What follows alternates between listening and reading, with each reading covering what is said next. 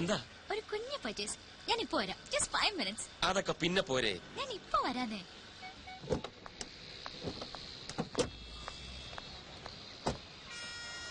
ഇതൊരു നടക്ക് പോവില്ല.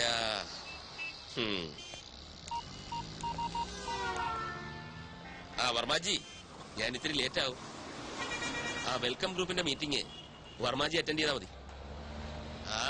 അവള് കൊണ്ട് കൂടെ ലേക്ക് സൈഡ് റിസോർട്ടിൽ ഒരു സ്യൂട്ട് റൂം ബുക്ക് ചെയ്തിട്ടുണ്ട്.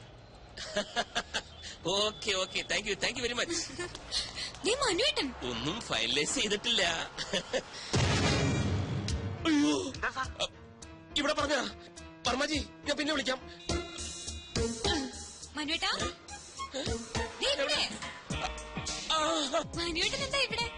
ഞാനൊരു ഷോപ്പിങ്ങിന് വന്നു. എന്ത് ഷോപ്പിംഗ്? എനിക്കല്ല, കിച്ചുവിന്. എന്നിട്ട് കിച്ചു എവിടെ? കിച്ചു അകത്തോട്ട് പോയി. ഞാൻ അങ്ങോട്ട് പോകാനായിട്ട് പോവായിരുന്നു. എന്നാ ഞങ്ങളും നടത്തി കുറച്ച് ഷോപ്പിംഗ്. മനുവേട്ടൻ ഒരു അടിപൊളി ഷർട്ട് വാങ്ങിയിട്ടുണ്ട്, കാണിക്കാം. അതൊക്കെ വിശദമായിട്ട് വീട്ടിൽ ചെന്നിട്ട് കാണാം. പൊയ്ക്കോ, ഭയങ്കര വെയില്. ഇന്നെങ്കിലും ഒന്ന് നേരത്തെ വരില്ല മനുവേട്ടാ? ഇന്ന് നേരത്തെ വരും. മനു വന്നേ.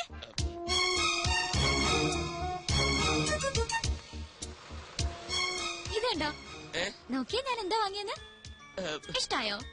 റിങ് കൊള്ളാല്ലേ? ഇതാരാ മനുവേട്ടാ?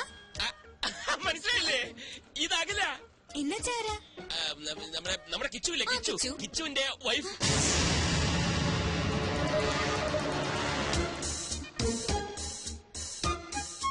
കിച്ചു എപ്പോഴാ കല്യാണം കഴിച്ചത്? ഇതേ ചോദ്യം ഞാനും ചോദിച്ചു. കള്ളൻ ആരോടും പറഞ്ഞില്ല. ഇന്നാ ഞാനും അറിയുന്നത്. കിച്ചു അവിടെ ഷോപ്പിംഗ് കഴിഞ്ഞില്ലേ? ഒരാളെ ഇങ്ങോട്ട് പരിചയപ്പെടുത്തുമ്പോ തിരിച്ചും പരിചയപ്പെടുത്തണ്ടേ? ഈ മനുവേട്ടൻ. ഇത് രഞ്ജു, ഇത് അഖില. അല്ല, ഇത് മതി, ഞാൻ പറഞ്ഞോളാം. അഖില, ഞാൻ രഞ്ജു, മനുവേട്ടന്റെ ഭാര്യ.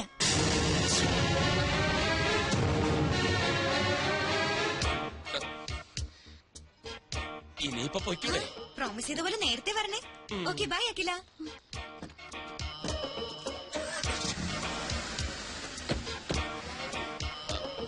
അഖില, കള്ളനാ നിങ്ങൾ. പേരും കള്ളൻ, ചീറ്റ്. അഖില, ഞാൻ പറയുന്നൊന്ന് കേൾക്കൂ. എനിക്ക് കാണണ്ട ഇനി നിങ്ങള്.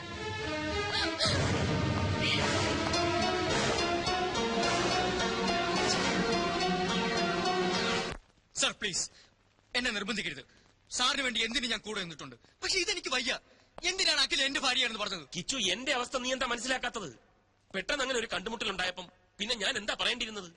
അവൾ എന്റെ കാമുകിയാണെന്നോ? എന്റെ എല്ലാ കാര്യങ്ങളും അറിയാവുന്നവനായതുകൊണ്ടാ നിന്റെ പേര് ചേർത്ത് ഞാൻ പറഞ്ഞു പോയത്. പക്ഷെ സാർ, സത്യം എന്നായാലും പുറത്തു വരില്ലേ? രഞ്ജു ചേച്ചി എന്നെ പറ്റി എന്ത് വിചാരിക്കും? അഖിലേക്ക് എന്ത് തോന്നിക്കാണും എന്നെ കുറിച്ച്? അഖിലെ ഞാൻ പറഞ്ഞ് മനസ്സിലായിക്കൊള്ളാം. അതിനാ ഒരു തവണ കൂടി അവളെ എന്റെ മുന്നിലെത്തിക്കാൻ ഞാൻ നിന്നോട് ആവശ്യപ്പെടുന്നത്. ഇല്ല സാർ, എനിക്കതിന് കഴിയില്ല. എന്നെ ഒഴിവാക്കി തരണം പ്ലീസ്. എനിക്ക് മനസ്സിലായി, നിനക്ക് ബുദ്ധിമുട്ടാണല്ലേ. സ്വന്തം അനുജന്റെ സ്ഥാനത്താ നിന്നെ ഞാൻ കണ്ടത്. ഏതാപത്തിനും കൂടെ നിൽക്കുമെന്ന് വിചാരിച്ചു. തെറ്റിപ്പോയി, എനിക്ക് തെറ്റിപ്പോയി. ചെന്ന് പറയാൻ ഞാൻ രഞ്ജുവിനോട് എല്ലാം നുണയായിരുന്നു. അഖില എന്റെ കാമുകയാണെന്ന്. അതോടെ എല്ലാം അവസാനിക്കും. ഈ സ്ഥാപനവും സ്ഥാനമാനങ്ങളും എല്ലാം തകർന്നടിയട്ടെ. ഞാനൊരു തെണ്ടിയെ പോലെ ഈ റോഡിലൂടെ അലയട്ടെ. എന്നാ പിന്നെ എന്തിനാ നിന്റെ സ്വപ്ന സൗധം മാത്രം ബാക്കി? അതും പറയാം.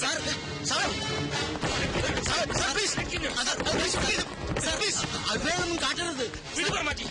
എന്റെ ജീവിതം തുലച്ചിട്ട് ഇവിടെ അങ്ങനെ ആരുടെ സ്വപ്നങ്ങൾ പൂവണിയാണ്.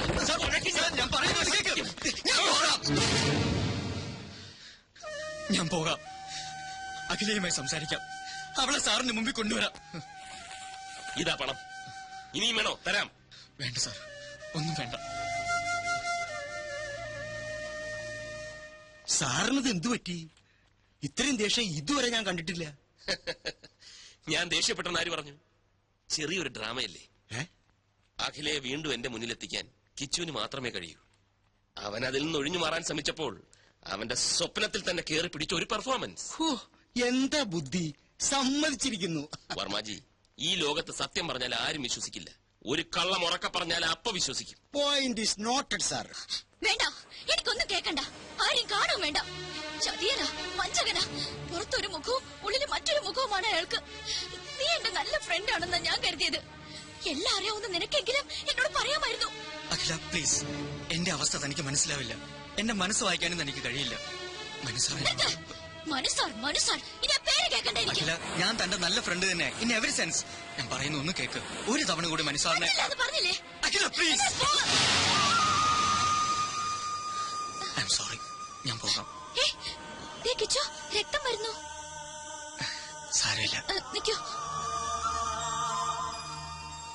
സോറി കിച്ചു, എനിക്കെന്നെ നിയന്ത്രിക്കാനായില്ല. അഖിലയുടെ ഫീലിങ്സ് എനിക്ക് മനസ്സിലാവും.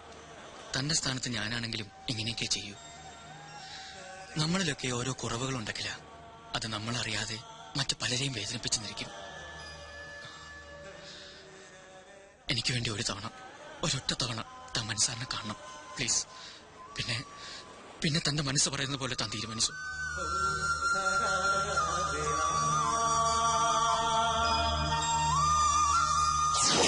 ഇനി എന്താ പറയാനുള്ളത്? ഒരു നുണ മറയ്ക്കാൻ മറ്റൊരു നുണ, അല്ലാതെന്താ? അഖിലയോട് ഞാൻ ഒരു നുണയും പറഞ്ഞിട്ടില്ല. ഇല്ലായിരിക്കാം, പക്ഷേ പറയേണ്ട ഒരു സത്യം മാത്രം പറഞ്ഞില്ല. നിങ്ങൾ വിവാഹിതനാണെന്ന സത്യം. ഇല്ല, പറഞ്ഞില്ല. എന്തുകൊണ്ട്? അത് സത്യമല്ലാത്തതുകൊണ്ട്. രഞ്ജു എന്റെ അമ്മാവന്റെ മകളാണ്. സ്നേഹിച്ച പുരുഷൻ വിവാഹത്തലേന്ന് കാലുമാറിയപ്പോ മറ്റേതൊരു പെൺകുട്ടിയെയും പോലെ മാനസികമായി അവളും തകർന്നുപോയി. 3 ദിവസം ബോധം നശിച്ച് ആശുപത്രിയിൽ കിടന്ന അവൾ ബോധം വന്നപ്പോൾ ആദ്യം മുന്നിൽ കണ്ടത് എന്നെയാണ്. സത്യത്തിൽ എന്റെ ദുരവസ്ഥ അവിടെ തുടങ്ങിയായിരുന്നു. അവളുടെ വിവാഹം കഴിഞ്ഞെന്നും അവളെ സ്നേഹിച്ച ചെറുപ്പക്കാരൻ ഞാനാണെന്നുമുള്ള വിചിത്രമായ വിചാരം എങ്ങനെയോ മനസ്സിൽ കടന്നുകൂടി. അത് തിരുത്താൻ പോയപ്പം ആകെ വയലന്റായി. ഡോക്ടറുടെ നിർദ്ദേശപ്രകാരം ഇന്നും ഞാൻ അങ്ങനെ അഭിനയിക്കുകയാണ്. അഖിലയ്ക്ക് ഓർമ്മയില്ലേ, ഞാൻ അവളുടെ ഭർത്താവാണെന്ന് അവളെന്ന് പറഞ്ഞപ്പം ഒപ്പമുണ്ടായിരുന്ന അമ്മു ഒന്നും മിണ്ടിയില്ല. എന്തുകൊണ്ട്? മിണ്ടിയാൽ അവിടെ ഒരു സീൻ ഉണ്ടാവുമെന്ന് അമ്മുവിനറിയാം. പാവം അമ്മുവിന് പോലും അഭിനയിക്കേണ്ടി വന്നു. ആ അവസ്ഥയിൽ ഞാൻ സ്നേഹിക്കുന്ന പെൺകുട്ടിയാണ് അഖിലയെന്ന് രഞ്ജുവിനോട് പറഞ്ഞാൽ എങ്ങനെയിരിക്കും? ഒന്ന് ആലോചിച്ചു നോക്ക്. അടുത്ത മാസം ചികിത്സയ്ക്കായി അവൾ ബാംഗ്ലൂർക്ക് പോവുകയാണ്. ഇനി അഖില എന്നോട് പിണങ്ങിയാലും ശരി, എന്നെ വെറുത്താലും ശരി, പഴയ രഞ്ജുവിനെ വീണ്ടെടുക്കാൻ വേണ്ടി എനിക്ക് അഭിനയിച്ചേ പറ്റൂ. സോറി.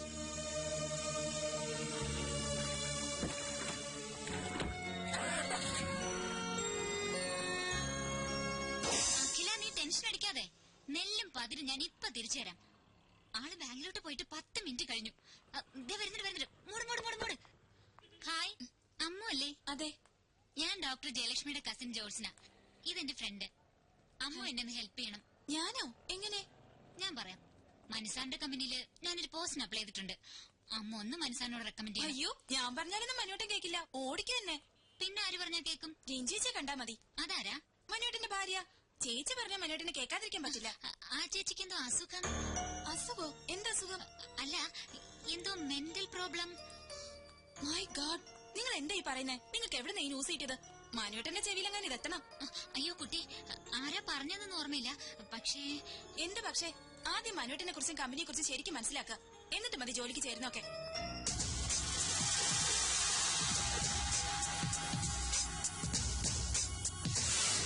എന്ത് മണ്ടത്തരമാക്കി നീ പറയുന്നേ? ഈ ഒരു നിസ്സാര കാര്യത്തിന് ജോലി വേണ്ടെന്ന് വെക്കി. നിസ്സാര കാര്യോ? പക്ക ഫ്രോഡായ അയാളുടെ കമ്പനിയില് ഞാൻ ഇനി എങ്ങനെ ജോലി ചെയ്യും? ചെല്ലാൻ പോവാ ഞാൻ അങ്ങോട്ട്. എന്നിട്ട് അയാളുടെ മുഖത്ത് നോക്കി 4 വർത്താനം പറയണം. ഇതാ ഇപ്പൊ നന്നായി. അയാൾ ഒരു പക്ക ഫ്രോഡാണെങ്കിൽ നീ ഒരു പക്ക ഫൂളാണെന്നേ ഞാൻ പറയൂ. ഐമാറ്റ് കമ്പനിയിലെ മോഡലാകണമെന്ന് നീ കുറെ കൊതിച്ചതല്ലേ? ഇപ്പൊ അത് കിട്ടുകയും ചെയ്തു. പറയുന്ന പണവും തരുന്നുണ്ട്. എന്നിട്ട് അതൊക്കെ വേണ്ടാന്ന് വെക്കുന്ന നീ ഒരു ഫൂളല്ലേ? ഞാൻ പിന്നെ എന്താ വേണ്ടത്? അയാൾ ഇങ്ങോട്ട് കളിച്ചതുപോലെ നീ അങ്ങോട്ടും കളിക്കണം. അയാൾ പറഞ്ഞ കള്ളക്കഥ വിശ്വസിച്ചതായിട്ട് നീ അഭിനയിക്കണം. എന്നിട്ട് അയാളായിട്ട് വട്ടം ചുറ്റിക്കണം. ഇനി ഒരു പെണ്ണിനോടും ഈ മാതിരി കാട്ടാതിരിക്കാൻ ഒരു ഷോക്ക് ട്രീറ്റ്മെന്റ്.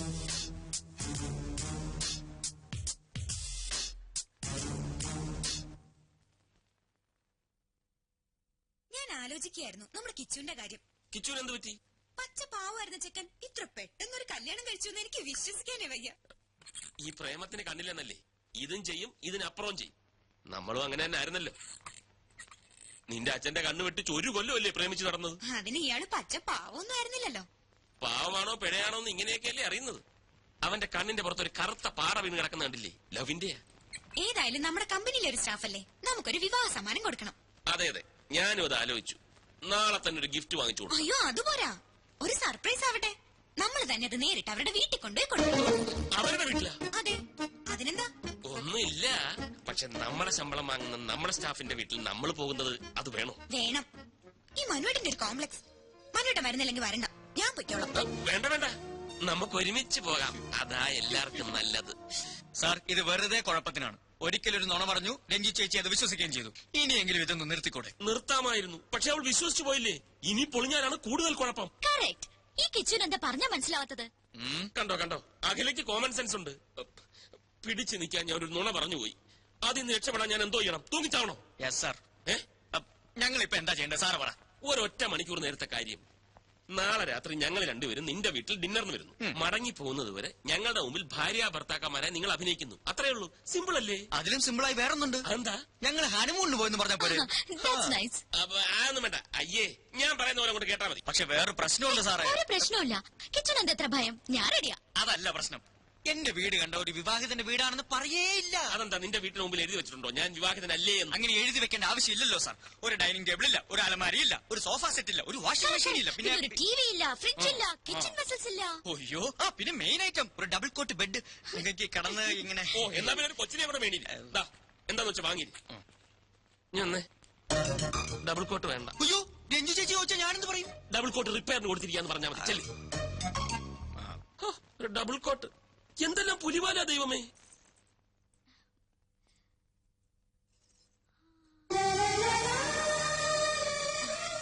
കിച്ചു എങ്ങനെയുണ്ട്? സാരി എനിക്ക് ചേരുന്നുണ്ടോ?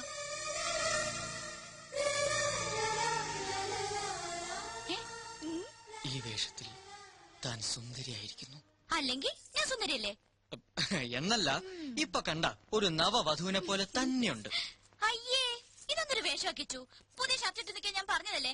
ഇതൊക്കെ എന്തിനാ ഇവിടെ വാങ്ങി വെച്ചിരിക്കുന്നത്? ഇതൊക്കെ മതിയെന്ന്. പോരാ, അഖിലയുടെ ഹസ്ബൻഡായി അഭിനയിക്കാൻ ഇത്രയും ഗ്ലാമർ പോരാ. ഊരിക്കേ. ഇനി ഇത് അങ്ങോട്ടിട്ടെ.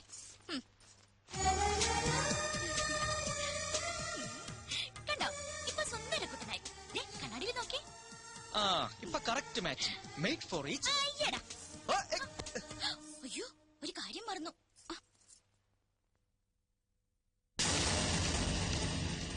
അത് വേണ്ട. ഒരു പെണ്ണിന്റെ നെറുകയിൽ ആദ്യമായി സിന്ദൂരം അണിയിക്കേണ്ടത് താലി കെട്ടിയ പുരുഷനാ. ആ പാവത്തിന്റെ ചാൻസ് നഷ്ടപ്പെടുത്തണ്ട. മനസ്സറെത്തി. ഗുഡ് ഈവനിങ് ചേച്ചി, വരൂ അകത്തോട്ടിരിക്കാം. എങ്ങനെയുണ്ട് ചേച്ചി എന്റെ കുടില്? കുടിലോ? ഇതൊരു കുട്ടി കൊട്ടാരല്ലേ? താങ്ക്സ്. മനുവേട്ടൻ എപ്പോഴും പറയാറുണ്ട് കിച്ചു വളരെ ഇന്നസെന്റ് ആണെന്ന്. ആണോ? എന്നാ ഒരു താങ്ക്സ് കൂടെ.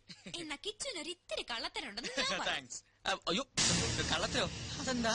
ഒരു കാര്യം മാത്രം കിച്ചു മനുവേട്ടനോട് ഒളിച്ചു വെച്ചു. എന്ത് കാര്യം? കല്യാണ കാര്യം. അത് ഞങ്ങളും അറിഞ്ഞില്ല. അത് ഞാനും അറിഞ്ഞില്ല. അല്ല, ഇതൊക്കെ പെട്ടെന്ന് അറേഞ്ച് ചെയ്തോണ്ട് ആരെ അറിയിക്കാൻ പറ്റില്ല എന്ന് പറയാൻ വരികയായിരുന്നു. കിച്ചു നന്നായിട്ട് വീട് അറേഞ്ച് ചെയ്തിട്ടുണ്ടല്ലോ. താങ്ക്സ്. അത് ഒറ്റ ദിവസം കൊണ്ട്. എന്ത്? അല്ല, ഈ കല്യാണം പെട്ടെന്നായതുകൊണ്ട് എല്ലാം ഒറ്റ ദിവസം കൊണ്ട് സെറ്റപ്പ് ആക്കി പറയുമായിരുന്നു. ഇപ്പൊ ഈ പെയിന്റിംഗ് എങ്ങനെയുണ്ട്? അഖില വരച്ചതാ? അഖില പെയിന്റ് ചെയ്യൂ? പിന്നെ ഈ മുറി മുഴുവൻ പെയിന്റ് ചെയ്ത് അഖിലല്ലേ? മനസ്സിലായില്ലേ? ഒരു തമാശ പറയാൻ ശ്രമിച്ചതാണ്. ഹലോ, വരൂ ചേച്ചി. എങ്ങനെ ഉണ്ടായിരുന്നു സാർ? ടോട്ടൽ കുളമാക്കി. എങ്ങനെ? Over expense, over expression. തലനാരിഴയ്ക്കാണ് രക്ഷപ്പെട്ടത്. ഞങ്ങളുടെ പാചകമൊക്കെ ഇഷ്ടമായോ ചേച്ചിക്ക്? ഗ്രേറ്റ്. അഖില എന്താ ഇരിക്കാത്തത്? അതെ, അഖിലായിരിക്കൂ. നമ്മളുടെ എന്തിനാണ് ഒരു ഫോർമാലിറ്റി അല്ലേ? ഞാൻ ഇരുന്നോളാം. അല്ല, മനസ്സാർ ഒന്നും കഴിക്കുന്നില്ലല്ലോ.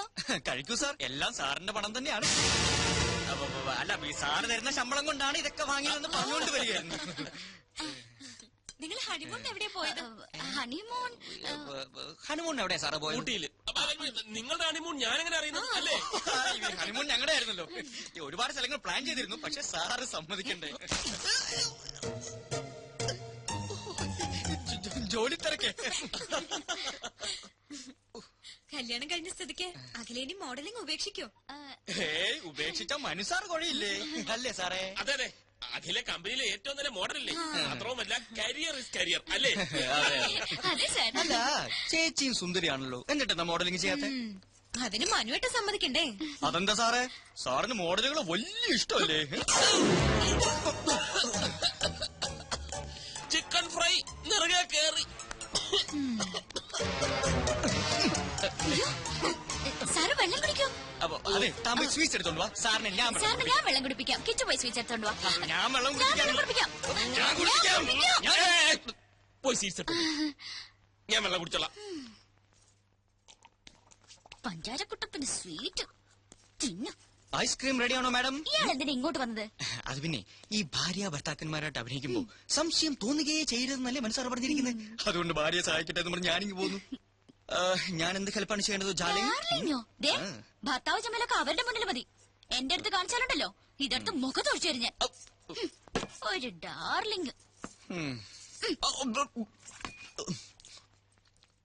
എഴുന്നേറ്റുള്ളൂ. അയ്യോ എഴുന്നേറ്റോ? ദാ ഐസ്ക്രീം. സോറി, തണുത്ത ഒന്നും ഞാൻ കഴിക്കാറില്ല. താങ്ക്സ്. അയ്യോ മനു എഴുന്നേക്കാണോ? അത് പറ്റില്ല. കഷ്ടപ്പെട്ട് ഞാൻ ഇതൊക്കെ ഉണ്ടാക്കിയത് ആർക്ക് വേണ്ടിട്ടാ? കഴിക്കൂ മനു പ്ലീസ്. എന്നാ മനസ്സാർ കഴിക്കൂ. അയ്യോ സാർ, ഞാൻ അറിയാതെ. അയ്യോ സാർ, ഷർട്ടിലെല്ലാം ആയി. ഐസ്ക്രീം അല്ലേ? ഞാൻ തുടച്ചു തരാം. കുഴപ്പമില്ല. അയ്യോ പോയില്ല. മതി ഞാൻ വീട്ടിൽ പോയി വാഷ് ചെയ്തോളാം. പിന്നെ എത്ര ധൃതി. അയ്യോ എവിടേക്കേ പോകുന്നത്? ഇവിടെ ഇരിക്കൂ.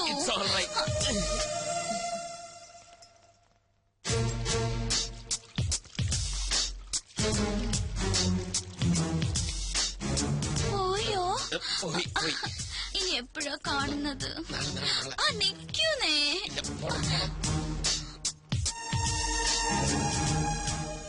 ഫുഡ് കുറച്ച് ഓവറായി പോയി. ഇനി എന്നാ അങ്ങോട്ടൊരു വിസിറ്റ്? എങ്ങോട്ട്? ഞങ്ങളുടെ വീട്ടിലേക്ക്. അല്ലേ മനോട്ടാ? അതെ. അയ്യോ ഒരു കാര്യം മറന്നു. ഒരു സ്നാപ്പ്. രണ്ടുപേരും ഒന്ന് ചേർന്ന് തന്നെ. ഫോട്ടോ എടുക്കണ്ട. ഇത് പഴഞ്ചൻ ക്യാമറ. ഇതൊക്കെ മതി. എനിക്ക് ആൽബത്തിൽ സൂക്ഷിക്കാനാ. പോസ് ചെയ്തേ. നിക്കാനല്ലേ പറഞ്ഞത്? അങ്ങനെ അല്ല കിച്ചു, തോളി കൈയിട്ട് നിൽക്കാൻ. തോളി കൈയിടണ്ട. അത് out of fashion. Out of fashion. Kichu കൈയിട്ടെ.